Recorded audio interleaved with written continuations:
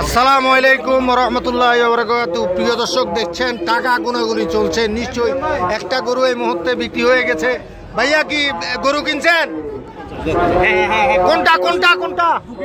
Bhuiyan agro Feni থেকে আসছি আমরা দুই ভাই রাজীব লিপু।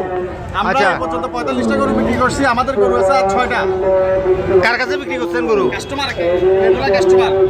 আমাদের রেগুলার কাস্টমার, বড় পোলা কাস্টমার, হালি শহরের কাস্টমার, আগ্রাবাদের কাস্টমার, কলোনি কাস্টমার, সব জায়গা থেকে আমাদের এখানে গরু। এখন কোনটা বিক্রি করছেন? আমার আর এই 6টা আছে। এই 3টে, ওই 3টা, 6টা। আচ্ছা, এই মাত্র 6টা আছে। হ্যাঁ, এই মাত্র কয়টা আনছেন আপনি গরু? 45টা বিক্রি করে ফেলছি। হ্যাঁ, 45টা বিক্রি হয়েছে আমার। 51টা আনছিলেন? 51টা আনছিলাম। গরুর দাম দর ভালো আছে। এখন পর্যন্ত গরু বিক্রি হচ্ছে, বাজারে গরু নাই। দাম কি বেশি নিচ্ছেন নাকি? আমার হিসাবে বাজারে গরু থাকার কথা না। বাজারে আমার যেহেতু বিক্রি হতেছে, মানুষেরও বিক্রি হতেছে।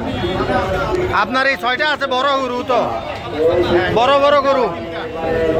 উনি 51টা গরু আনছে, 45টা বিক্রি হয়ে গেছে, আর মাত্র 6টা গরু আছে। উনি বলতেছে এগুলি বিক্রি হয়ে আরো টান ধরবে। অর্থাৎ উনি বলতেছে শেষ সময়ে বাজারে আসলে গরুর টান ধরবে, মানে বাজারে গরু থাকবে না, রশি থাকবে, এরকম আর কি।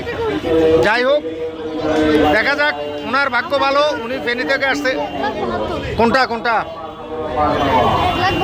কখন কিনছো? তো বাইরে করে নিয়ে যাবো না? আমরা পিকআপে করে নিয়ে যাব।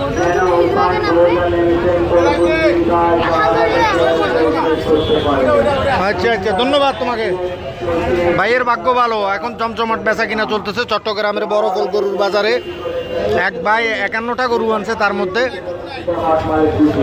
45টা বিক্রি হয়ে গেছে আলহামদুলিল্লাহ। এই যে এখানেও মূলামূলি চলতেছে। ওনার এই 6টা গরু আছে, আর মাত্র চট্টগ্রামের বড় গরুর বাজারে যারা আসবেন তারা এই 6টা গরু দেখতে পারেন।